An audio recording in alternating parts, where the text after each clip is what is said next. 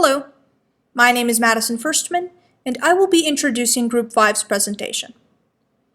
In this video, we will be discussing urban heat islands, or UHIs for short, and their effects on human health. We are also going to talk about several strategies that can be used to mitigate the impacts of UHIs. Let's begin with a brief overview of our presentation. First, I will give you some background information regarding the Industrial Revolution and its relevance to UHIs. Then, we will discuss two peer-reviewed articles about our subject. And finally, we will conclude with a summary of our key points. The Industrial Revolution triggered significant rural to urban migration, as cities offered attractive economic opportunities. This, in turn, resulted in the growth of cities, or urbanization. So what does this have to do with urban heat islands? Well, UHIs are areas that experience significantly warmer temperatures than the rural area surrounding it. This is because man-made structures, such as buildings and roads, tend to absorb and reflect heat from the sun, more so than natural environments. As such, the urban heat island effect is mostly caused by urbanization, industrialization, and other human activities. Now, my team member, Jessica, will talk more in depth about UHIs and the study by Philo et al. So what is the urban heat island effect? It basically is exactly how it sounds. Urban areas create higher temperatures or a heat island compared to its surrounding areas. I'm sure you've all been to LA and realized that it is so hot in the city, even though your weather app says it's only 70 degrees. These heat islands are mainly caused by industrialization and urbanization, which have created changes to our land that was once green or used for vegetation and could absorb the heat from the sun. Now, we have replaced heat-absorbing surfaces with pavement sidewalks, asphalt concrete roads, and buildings with dark rooftops that all reflect heat back into the environment. There's also been an increase in anthropogenic heat production, with the use of cars and energy consumption, like using air conditioning, both of which release heat into the environment. So typically when you think of urban areas, we think of big cities like LA, but the effects of urbanization impact all urban areas regardless of size or geographic location, so even a city like Fresno. Now, how do urban heat islands impact human health? The increased temperatures in urban areas are correlated with an increased risk of heat waves. Heat waves can lead to heat exhaustion, dehydration, circulatory disorders, respiratory distress, and potentially death. Heat waves are especially dangerous to certain groups of more vulnerable people because their bodies are no longer as well equipped or as well developed to cope with extreme heat. This includes elderly people, young children, obese people, people with pre-existing cardiovascular or respiratory conditions, and people taking medications that affect thermoregulation, like diuretics, which can cause you to pee a lot and lead to dehydration. Now, Sarah will talk about the vulnerability of individuals and systems to the effects of urban heat islands and climate change. People who experience high biophysical or social vulnerability are most impacted by climate change and urban heat effects. Biophysical barriers can be limited access to public support systems and financial resources, as well as diminished physical or cognitive ability. Social barriers include racial and ethnic status, income level, gender, age, and so forth. The study found that the most vulnerable population were those with medium biophysical and medium-high social vulnerability. It is critical to consider vulnerable individuals when planning solutions. Any system is vulnerable to urban heat effects. The degree of vulnerability can be measured in terms of exposure, sensitivity, and adaptive capacity. Global warming and climate change result in increasing temperatures, which lead to an earlier snowmelt and drier summers affecting water resources. There is also a trend of more frequent, intense, and longer heat waves. In assessing these elements, it is crucial to be aware that vulnerability of a system is based on dynamic factors. Effective mitigation must predict future consequences and take preventative measures. The article recommended 5 main strategies to combat UHI impacts. Reflexive coloring and urban design focus on altering urban structures. This can be done by limiting light and radiation reflected off a surface and the tactical layout of buildings to increase airflow. Green and blue infrastructure refers to the strategic combination of trees, flora, and water for a cooling effect. Urban greening involves the incorporation of green spaces such as parks and urban forests, while water features in urban environments reduce air temperature through evaporation.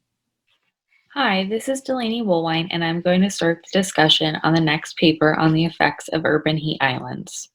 This paper is a case study of an actual area influenced by the UHI phenomenon, and it discusses some practical applications of mitigation efforts.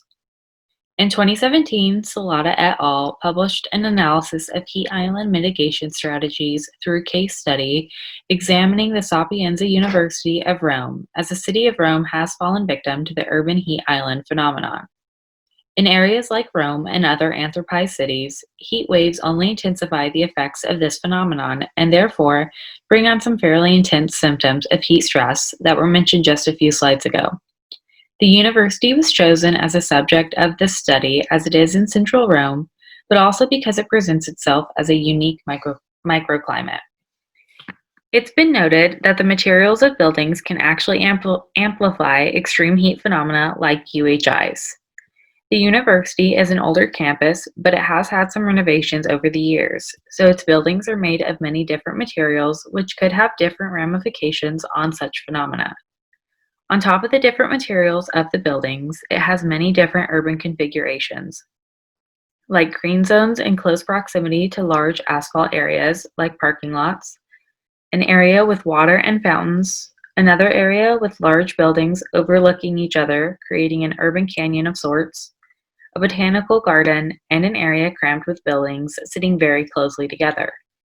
All these factors and configurations make the university the perfect area or the perfect microclimate to perform a case study on how the effects of heat islands can be lessened through different strategies.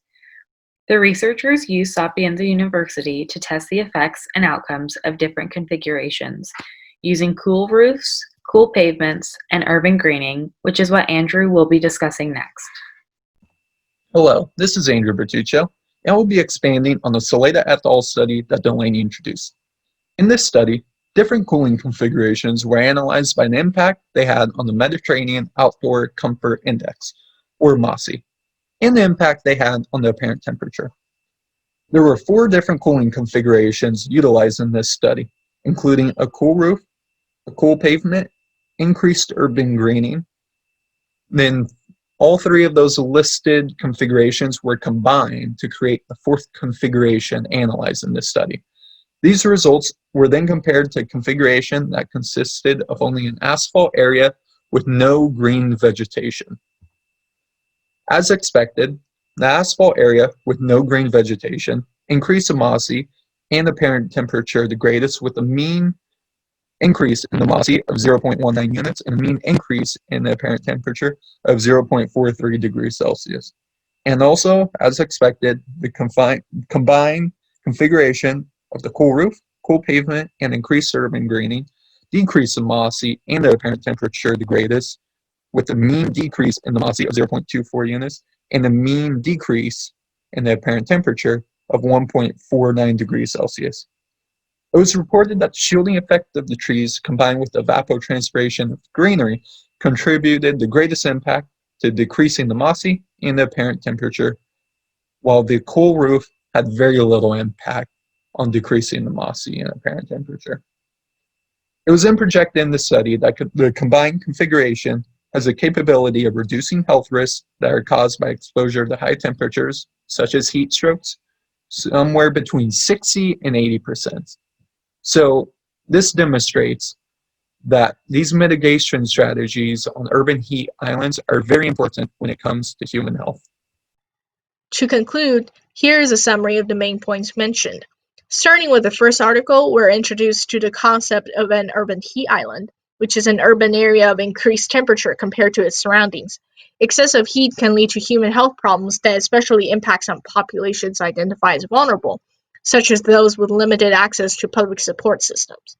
The article identifies some strategies to reduce the urban heat island effect, such as choosing construction materials with good reflective qualities, better urban design, blue-green features, green spaces, and water features. Some of these strategies are examined in the second article, which is a case study of the Sapienza University campus in Rome. The 3 strategies tested in this article are roofs with higher albedo, asphalt pavement, and urban vegetations. It is found that the combination of all 3 features provides the most effective approach. Wrapping up the discussion, it is important to note that the urban heat island's impact may be intertwined with other underlying issues, such as social inequality, and solutions and policy making might need to be tailored for different vulnerable groups. Furthermore, global warming can be particularly detrimental to urban settings in that it can lead to more severe heat waves and reduce the effectiveness of the water features and vegetation. As we have seen in the previous slides, it's very important for current and future city expansion processes to be mindful of the layout, design, and especially materials of the construction in a way that reduces the urban heat island impact.